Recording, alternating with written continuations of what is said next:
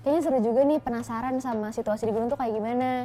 Nah akhirnya umur 5 tahun itu yang pertama kali lah dibawa sama ayah naik gunung ke Bromo. Aku waktu itu sampai puncak itu umur 11 tahun, sempat waktu itu dapat pendaki termuda di dunia yang mencapai puncak Gunung Kartens itu. Jadi memang udah di plan tuh Gunung Elbrus bakal jadi gunung ke-77 untuk 77 tahun Indonesia Merdeka.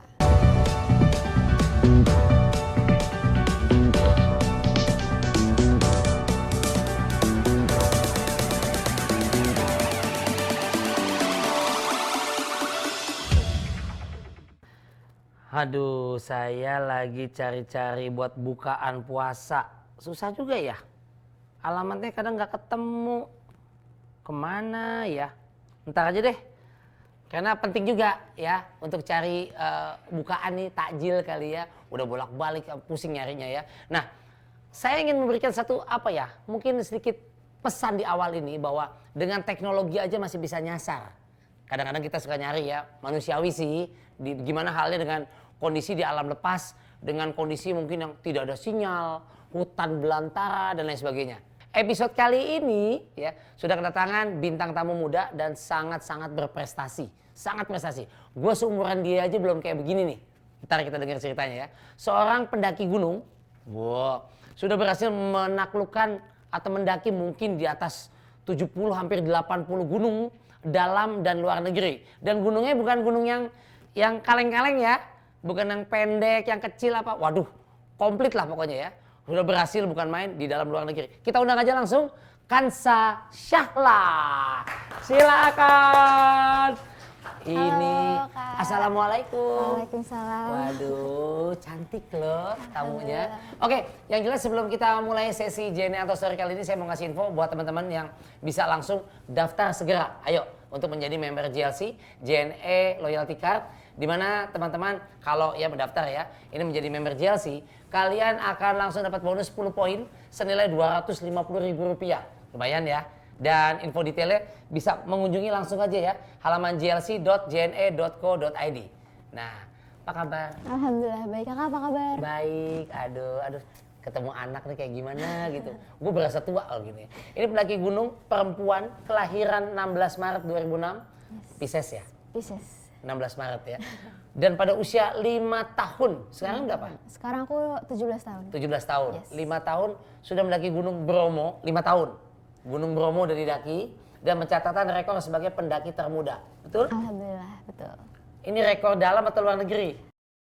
Kalau yang di dalam negeri memang salah satu pendaki termuda, di luar negeri juga seperti itu. 5 tahun ke Gunung Bromo? 5 tahun itu memang masih, Bromo itu memang masih gunung wisata ya. Ya. Itu memang awalnya di Gunung Bromo itu. Nanti setelah itu kayak dari umur 7 tahun ke Rinjani, 8 tahun ke Semeru. Tapi puasanya lancar? Alhamdulillah lancar. Gimana ceritanya kamu punya ketertarikan terhadap gunung sih?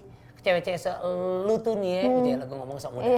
Seusia-usia 17 tahun, apalagi 5 tahun dulu. Lagi masa-masa lihat mungkin JKT48, Blink Blackpink. Kok gimana tertarik? Jadi itu sebenarnya awal mula karena ayah ya, karena ayah itu kan memang pecinta alam dari SMA. Terus ayah suka ceritain pengalamannya di gunung ke aku, sering kasih lihat foto-foto selama di gunung. Kayak aku jadi kayaknya seru juga nih, penasaran sama situasi di gunung tuh kayak gimana. Nah akhirnya umur 5 tahun itu yang pertama kali lah dibawa sama ayah naik gunung ke Bromo. Dan belum bisa nolak ya 5 tahun ya? Enggak, emang aku yang pengen excited banget juga. Walaupun emang itu tuh pas pertama kali ya kayak dingin banget, capek. Cuman pas sampai di puncak tuh rasanya kayak udah terbayar aja itu senangnya bisa ngeliat hamparan awan, kayak suatu kesenangan yang tersendiri deh yang jarang kita dapetin di kota. Nah dari situ umur 7 tahun aku naik ke Gunung Rinjani, cuma nggak nyampe puncak. Kita sengaja nyampe di tengah-tengah doang di Pelawangan namanya, biar aku tumbuh rasa penasaran dulu biar mau balik lagi ke sana. Nah akhirnya umur 8 tahun waktu itu rilis film 5 cm. Ya, di Semargo. Iya, nah itu tuh lagi booming banget dan aku nonton dan akhirnya aku jadi termotivasi buat ikut ke Gunung Semeru. Akhirnya itu tuh setelah ujian, aku latihan fisik, persiapan ini itu, akhirnya aku naik ke Gunung Semeru dan alhamdulillah sampai di puncak. Dan dari situ aku baru mulai fokus untuk melakukan pendakian sampai saat ini. Selain bokap nih, selain ayah, siapa yang support terbesar lu nih ya? Dan bentuknya apa supportnya? Selain ayah, kalau ayah kan memang number one support system aku banget ya. Ya tepatnya kalau kita namanya sih kalau angkatan ayah kan angkatan teman om ya ternyata ya. Tepatnya ayah yang meracuni dirimu mungkin. Betul. Buah jatuh nggak jauh dari pohonnya. Yes, ya. kayak gitu. Selain ayah? Selain ayah, Apa ya, pastinya keluarga, Ya. karena memang support aku banget. Itu gimana ngaturnya antara sekolah sama hobi mendaki? Ya ini pertanyaan yang paling banyak banget sih dapet ke aku, karena kan aku memang siswa Soalnya juga. masih aktif kan? Iya, kalau aku memang prioritas pertama tetap pendidikan, karena Yes. aku masih sebagai siswa kan. Kalau bagi waktunya sebenarnya aman-aman aja, karena gimana ya, kayak karena sekolah kan support aku ya, dan aku selalu naik gunung tuh di hari-hari libur sekolah aja. Jadi misalnya ada hari libur panjang, atau misalnya weekend aja nih kayak Sabtu Minggu, aku pakai bisa buat naik gunung 1 atau 2. Jadi kayak aku jarang banget naik gunung di hari sekolah. Kalaupun ada misalnya kayak di ekspedisi besar kayak kemarin di Elbrus gitu, Rusia kayak ya? yang di Rusia, itu kan emang mengambil waktu sekolah kan. Iya. Nah cuman aku setelah ngambil hari sekolah, aku nggak lepas dari tanggung jawab aku tetap kayak aku ngambil kelas tambahan, aku ngejar lagi ulangan susulannya. Jadi tetap aku nggak kabur dari tanggung jawab, aku tetap harus belajar seperti biasanya. Kalau naik gunung latihan fisiknya gimana sih? Latihan fisik itu banyak banget sebenarnya. Kalau aku cuman fokusnya di lari biasanya, karena lari tuh kayak emang udah apa ya, include paket semua aja gitu Kak. Jadi aku biasanya 1 minggu tuh bisa 3 sampai 4 kali buat larinya. Satu minggu? Pagi sore? Itu bisa sore sih kalau pulang sekolah. Jadi pulang sore? sekolah langsung ke Apa? GBK. Hitungannya 1 jam atau kilometer dihitungannya? Kilometer. Misalnya dari 5 ke 7 ke 10. Atau enggak kayak 5, 10, 15. Jadi kayak ada 3 kali, jadi makin hari tuh kayak makin tinggi tingkatan KM-nya. Pengalaman kamu yang membekas selain di Elbrus? Pengalaman pendakian gunungnya? Ya.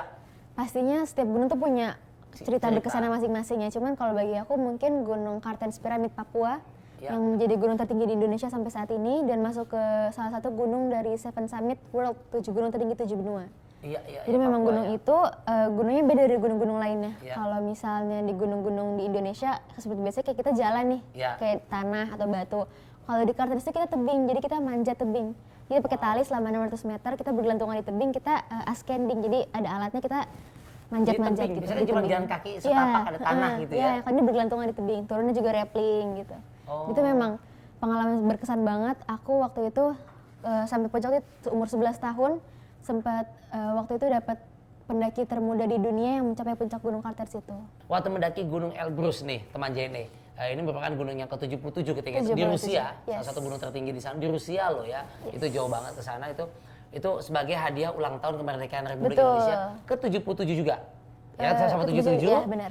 Gunung yang Memang sengaja, ke-77. 77, yes. Matching banget tuh ya. Yes. Pertimbangannya apa yang membuat lo dan mungkin apa keluarga, apa ada sponsor Iya, atau memutuskan untuk mendaki Elbrus Oke. dari sekian banyak gunung yang ada? Jadi setelah program Seven Summit Indonesia tadi selesai, aku melanjutkan program Seven Summit Dunia atau 7 gunung tertinggi di 7 benua di dunia. Iya. Kan waktu itu Kartens Pyramid setelah 2017, Iya. Kilimanjaro 2019 yang di Afrika. Afrika juga. Afrika itu 2019. Nah akhirnya tuh waktu itu pas sebelum pandemi tuh emang plannya tuh mau ke Gunung Elbrus di Rusia, cuman karena ada pandemi kita harus tunda dulu. Nah waktunya tuh pas tuh kemarin di tahun 2021 aku tuh udah mikirin kayaknya seru nih tahun depan kemerdekaan Indonesia kita sambil ngerayain di Elbrus tapi sambil bikin konsep itu juga. Ya. Nah akhirnya selama rentang waktu 1 tahun itu dari 2021 ke 2022 aku udah mulai persiapin tuh, aku udah naik sekitar ada 16-19 gunung untuk mencapai ke Gunung Elbrus itu sebagai latihannya. Jadi aku mulai dari 3 gunung di Sulawesi, 10 gunung maraton selama 5 hari di Jawa Timur, Jawa Tengah, lalu kayak Gunung Sanggabuana, Gunung Slamet, Sindoro, Sumbing gitu-gitu. Dan akhirnya setelah 16 gunung tersebut aku lewatin sebagai bentuk latihan ke Gunung Elbrus, akhirnya aku jalan ke Gunung Elbrus. Jadi memang udah di plan-nya tuh Gunung Elbrus bakal jadi gunung ke-77 untuk 77 tahun Indonesia Merdeka. Gimana persiapannya sebelum sampai, kan ada orang ngalamin dingin banget di atas, adaptasinya gimana itu? Ada namanya aklimatisasi, yaitu penyesuaian tubuh dengan ketinggian. Jadi misalnya kayak kita mau naik ke gunung di ketinggian sekitar 4.000 ke atas, itu pasti butuh adaptasi karena kan kita nggak biasa tuh di suhu di ketinggian segitu kan. Nah aku adaptasi itu. Jadi itu kemarin waktu di Elbrus itu aku ada 4 kali tahap aklimatisasi. Yang pertama ke ketinggian 2.300, ke ketinggian 3.000, 3.300 sama ketinggian 4.500. Itu gunung-gunung itu di Rusia juga Itu di Rusia. sekitar Nah yang situ. 2 pertama itu dua gunung yang berbeda, dua ketinggian terakhir itu di pegunungan Rusia, di pegunungan Elbrus maksud aku. Iya. Jadi memang kita tuh naik pagi, sorenya turun lagi ke hotel. Jadi selalu kayak gitu tuh, jadi nggak memang harus Nggak kayak gitu. capek itu stamina buat besoknya lagi.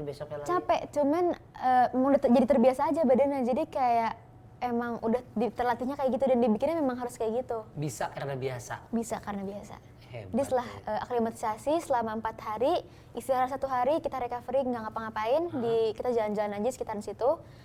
Untuk latihan alat-alat juga, hari ke-6-nya baru kita summit attack. Jadi kalau tanpa aklimatisasi itu berat banget sih, karena kan makin tinggi oksigen makin tipis, jadi bisa pusing, bisa sesek. Cuma karena aklimatisasi itu, jadi alhamdulillah semuanya bisa meminimalisir lah resiko-resiko tersebut. Nah, ini minta tips dong buat pemula. Boleh. Kan pemula sama apa aja yang perlu kita punya sebelum naik gunung, kegiatan outdoor lah gitu, silakan. Kalau mungkin tips-tips untuk teman-teman bermulai mendaki, banyak banget sih sebenarnya. Kalau yang pertama mungkin dapetin izin orang tua dulu, karena aku kan memang masih kecil juga dan aku perempuan juga, dan izin orang tua adalah gerbang utama pembukanya deh. Alhamdulillah orang tua aku support banget, ayah support, bunda support. Jadi memang aku aman-aman aja nih kalau dari izin. Setelah izin, yang kedua itu mempelajari literatur gunung yang akan kita daki. Misalnya aku mau naik Gunung Rinjani nih, aku harus tahu misalnya di sana. Iya, aku harus tahu ada berapa pos di sana, ketinggiannya berapa, jalurnya ada apa aja. Jadi kita sampai di lapangan, sampai di Rinjani kita udah nggak buta sama lapangan gitu. Kita harus tahu itu. Setelah literatur tuh latihan fisik. Kita butuh fisik yang optimal. Nggak bisa asal-asalan, kayak kalau misalnya jogging, lari, renang, gym, turun tangga, apalagi kan betisnya harus dilatih banget ya, kaki juga. Setelah latihan fisik, perlengkapan dari ujung kaki sampai ujung kepala harus yang memadai. Kalau aku memang benar-benar sesuai standar operasional pendakian aja, jadi sepatu gunung, celana gunung, baju gunung juga, sampai jilbab pun jilbab sport, topi, tas, carrier, jas hujan gunung. Jadi memang semuanya alhamdulillah supported by Eiger. Dan memang hal-hal itu tuh perlengkapan tuh salah satu aspek yang sangat-sangat mahal nggak sih? Wah, mahal sih sebenarnya. Cuman memang harus memadai, karena kalau nggak aman. Lalu setelah itu dengan siapa kita mendaki. Jadi tuh kita naik gunung nggak bisa asal-asal nih, kita nggak pernah naik gunung. Tiba-tiba besok decide mau kayak, besok aku mau naik gunung gede nggak bisa kayak gitu. Harus butuh sama ditemenin at least 1 orang yang udah pernah naik ke gunung itu, ataupun orang yang memang udah sering naik gunung. Itu tuh aspek keberhasilan suatu pendakian tuh dengan siapa kita mendaki. Lalu setelah itu persiapan logistik, persiapan makanan, karena kan di sana pasti butuh energi ya. Kita sumber energi salah satunya kan dari makanan. Jadi kalau aku makanan biasanya bawa makanan aku suka.